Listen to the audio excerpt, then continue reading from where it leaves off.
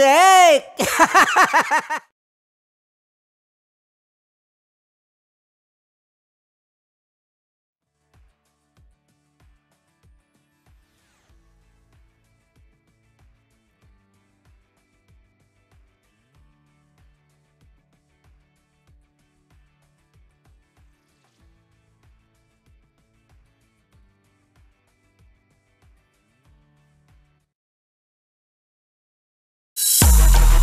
Hey! Tambala na! At eto na sila, ang nag-iisang masugid na tagahanga ni Nicole Yala. Chris Chuper! Kasama ang nag-iisang die-hard fan ni Chris Chuper. Nicole Yala! Dear Nicole and Chris. Dear Nicole and Chris. Dear Nicole and Chris. Dear Nicole and Chris. Magandang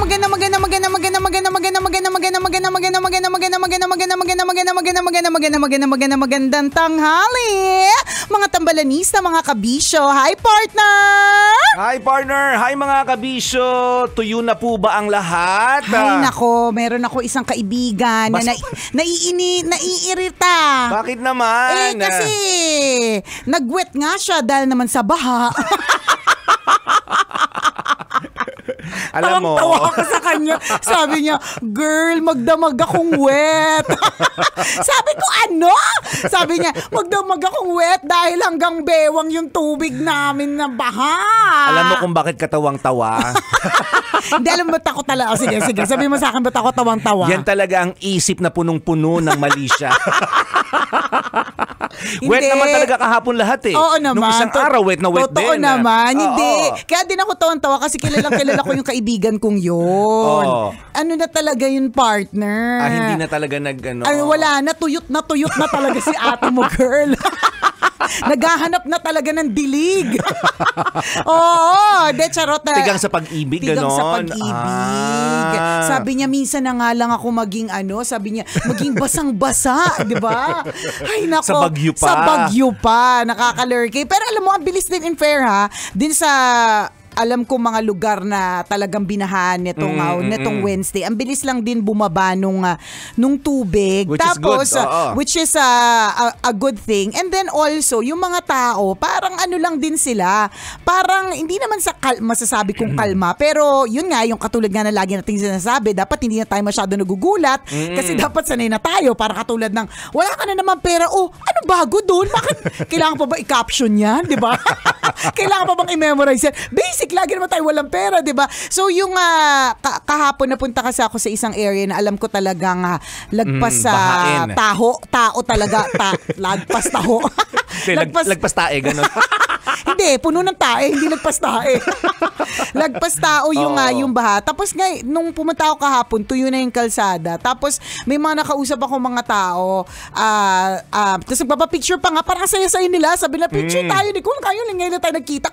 Kasi ako yan, partner. Dahil hindi naman ako sanay sa yung area na talagang nababaha ng tuluyan at napapasok yung bahay namin. Kung ako yun, I mean, hindi, kasi hodang makita ko dyan yung pinaka-crush kong artista o pinaka-idol kong vlogger, hindi ko na makukuha magpa-picture. Alam mo yung parang hindi mo unahin yun. Hindi ko kasi mas unahin mo yung kaligtasan yung dalawa. Hindi lang yun, partner. Yung dalawa. Kasi ligtas naman na eh. Yung pamilya. Oo, ligtas naman na. Ibig sabihin tuyo na eh. Pero kung bawa, busy ako nagtatanggal ng burak, nagtatanggal ng basura, naglilinis, naglilimas, 'di ba? May makita akong sikat na vlogger. Hindi ako para o kaya kung sino celebrity, hindi para dead ma muna. Dead ma muna kasi may burak akong tinatanggal. Pero nung nandun ako kahapon, hindi ko naman sinasabing sikat ako, pero ibig sabihin dahil kilala naman ako ng mga kapitbahay natin diyan, yung bang kung ano man yung ginagawa nila, umalis sila doon. Tapos ngayon lang tayo nagkita, nasa si Chris Chuper, ganyan. At lagi ko namang spill. Ngayon lang tayo nagkita, tagal lang kitang hinahanap. May utang ka sa akin. Uy. Partner. Ganun pala. Hindi, no? Dahil hindi ako pupunta doon kung alam ko may utang ako sa kanya. Hindi ako maglalagi doon. Kaya mayabang tayo dyan sa area na yung partner. Wala tayong utang dyan. So, ibig sabihin, partner, yung bang busy silang nag-aayos. Ang dami nilang pwedeng gawin. Pero, they went out of their way para mag-picture. Ang point ko, hindi yung picture sa akin, partner. Ang point ko yung tinanong ko, kumusta naman po kayo? Sabi niya, well, gano'n naman po talaga. Yung para bang natanggap na nila. Oo, ito talaga, nangyari na, ano pang gagawin correct. namin? Diba? I was expecting partner na na alam mo, syempre, as an OA partner, nag-expect ako ng mga iyakan, nag-expect ako ng dalamhati, mga ganon. And I was surprised na sobrang nonchalant sila dun sa naging baha. Alam mo yon na sobrang parang ano na lang, ano naman po ang magagawa natin? Ganun talaga. Ganun talaga. Samantalang yung isa doon, partner, ang negosyo niya ay mga patahian. Walang natirang tela, lahat na limas, 'di ba? Pero ano din siya, patawa-tawa, nagkukuya-kuyakoy, tinitingnan yung palipaligid, 'di ba? Yung bang ganun, nakakabilib din talaga yung ganyang klaseng mindset ng mga Pilipino. 'Di ba na, well, ano gagawin natin? Di kikitain na lang ulit. Ang mahalaga naman talaga, iligtas tayong lahat. Yun naman talaga Ang pera po pwedeng kitain ulit. Totoo, diba? Yun. Patunay lang talaga ito, mga kaibigan, na sobrang resilient na natin pagdating sa napakaraming krisis ng buhay. Yung ganitong klase ng bagyo, hindi naman natin sinasabing okay lang ito. Correct. Wala naman sasabing okay. Kumbaga sa atin, ito na yung ginawa sa atin ng nature. We have no choice but to move forward. Tama. But to move on. Kaysa magngaw-ngaw, kaysa magdalamhati at mag-iyak-iyak sa tabi. Yun yung sinasabi natin. Lahat tayo, mga kaibigan, may ganitong dagok ng pagsubok, 'di ba? Sa pangkalahatan at sa pagiging 'di ba, bilang isang individual. Correct. May kanya-kanya tayong dagok. Yun sinasabi natin, wag na nating iiyak, 'di ba? Pwede naman, 'di ba? Hindi ko. naman bawal. Okay lang 'yun. Asan iyakin, partner, wag mo akong pagbawalan. Pero, hindi masamang umiyak. Go! Ibulwak mo lahat ng pwede mong ibulwak na likido sa katawan dahil nagdadalamhati ka. Pero ang kasunod nun, di ba? Yes, yun yung sinasabi tatayo natin. ulit, di ba? Tatayo ulit, babangon ulit. Correct. Yung sinasabi natin na tuloy lang lagi ang laban. Hindi yung nadapa ka na, ngangaw-ngaw ka pa, nadapa ako. Tapos maglulupasay ka pa. Hindi ganun dapat yung... Ako sa akin okay lang din. Asa dapain na iyakin. Okay lang sa akin, pero tatayo ka ulit. Yun yung sinasabi natin. Yun tatayo, ang importante. Correct. Huwag na magpapatapak. Nasa ano ka na nga Diba? Nadapa ka na nga sa burak. Hayaan mo mag-swimming ka sa burak. Diba? Hindi. Babangon ka at lilinisin mo rin ang iyong sarili. Correct. Nasa sa iyo yun kung gusto mo magtampisaw sa burak at umiyak dyan at maglupasay dyan. Diba, kunyari, yung sinasabi natin, yung mga example ng mga bata, ng mga magulang sa bata. Diba, nadapa yung anak. Mama, nadapa ako. Diba, sasabihin ng magulang mo, wala lang yan. Diba? Malayo sa bituka yan. Tayo ka dyan. Tuloy lang ang laro. Naku, pag umiyak ka dyan, lalabas yung pari natin dyan. Isipin mo. Tapos yung bata, takot na takot kasi nataalala niya yung pari nila medyo mataba. Diba? Isipin mo, lalabas sa sugat. Yun. Yun yung simplest explanation, mga kaibigan. Ng mga bata pa tayo, ganun na yung tinuturo sa atin ng buhay. Ng mga magulang natin. Correct. Kahit nanginginig-ginig na tayo kasi masakit talaga tsaka makirot yung sugat, di ba? Titiisin tatayo. Kahit nangingilid-ngilid na yung luha mo, you're pretending that you're okay. At magandang mindset yun, mga kaibigan, ibig sabihin natututo kang lumaban. Tama. So pag dumating na po yung malakihang dago, kagaya ng ganito, for example, bagyo, kung ano mang dumating sa pamilya mo o sa buhay mo, matapang ka na. Correct. Kaya mo na yung gagawin.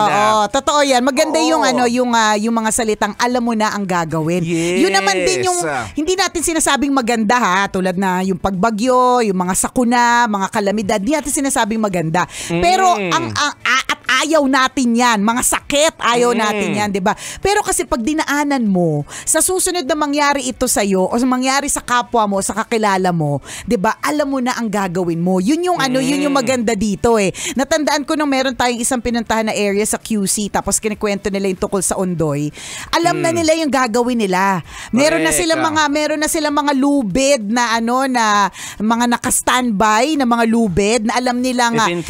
If in case, 'di ba? Bumaha, alam nila na ito yung mga kakapitan at kapag kinapitan nila ito, alam nila makakarating sila sa Narnia. Hindi sa makakarating Ang layo sa Narnia. In fairness, maganda. Taray na sa Narnia, 'di ba? Na pag kinapitan pala nila 'yon, alam nila na makakapunta sila sa medyo mataas at magiging safe. Kumbaga, ano man ang pagsubok na dadating, 'di ba? Once na daanan mo 'yan, sa susunod na dumating ulit sa iyo 'yan, alam mo na ang gagawin mo, 'di ba? Kasi natuto ka na. na. Correct. Yun naman din ang kagandahan dyan. Diba? At ang maganda dito, partner, yung nakikita mo nga, totoo nga, no, pera lang kikitain, gamit, pwedeng makuha ulit, diba? Pero yung buhay, yun yung mahalaga. Mahalaga na safe ang lahat. Yun naman siguro, partner, kung may nakausap akong kapitbahay dyan na nagdadamlamhati, baka kasi merong nalagasan na family member o kaya pet, ganon. Pero wala. Kumbaga, ang sa kanila gamit, pwedeng mapalitan, 'di ba? Appliances, pwedeng mapanalunan sa Christmas, 'di ba?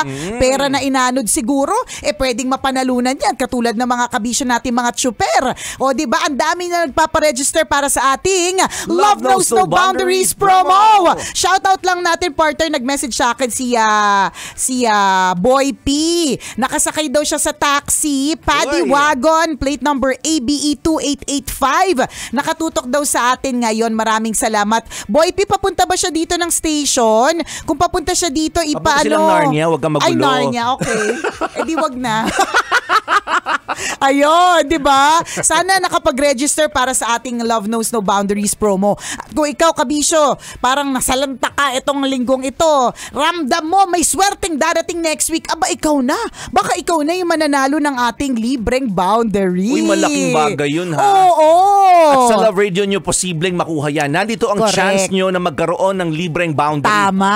So yung mga hindi pa nagpaparegister, kung magawi po kayo sa area ng Pasay, dito kasi kami sa may CCP Complex, sa may Star City, pwede kayong mag-drop by dito.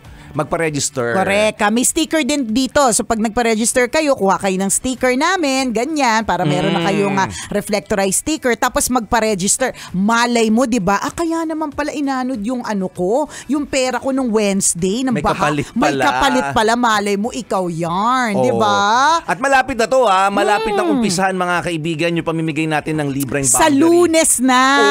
Ilang tulog na lang. May mga ganyan may mga ganyang mga bawi. Alam niyo po, mga kabisya, sabi nga, kung ano man po yung natanggal o naialis sa ating buhay, tandaan natin merong higit na ibabalik pabalik. Totoo yun. Hindi man sa form na ini-expect mo, kundi sa form na mas kailangan mo at alam ni Lord yun. Ganon, di ba? Maniwala ka lang doon. Manalig lang po tayo, lalong-lalo na dun sa mga talagang naapektuhan ng pagbaha. Hanggang ngayon, patuloy naglilinis, naglilimas, lumalaban, di ba? Di bale, may hanggat nagkakaroon ng bagong pagsikat ng araw, laging may pag-asa, di ba? Kung lahat tayo nagulat ng pagising natin, gano'n yung baha, pwede rin naman sa good news yan. Di ba? Yung isang araw umiiyak ka sa kakulangan ng pera, isang araw na umiiyak ka sa kakulangan ng lahat ng bagay, including yung ganda, kakulangan niya, di ba? Dadating isang araw magugulat ka, di ba? Parang, ay, may ganito palang sorpresa. Tama. 'Di ba? Mga unexpected yung mga unfortunate events katulad ng mga bagyo, masunog, ano pa ba, partner, lindol, 'di ba?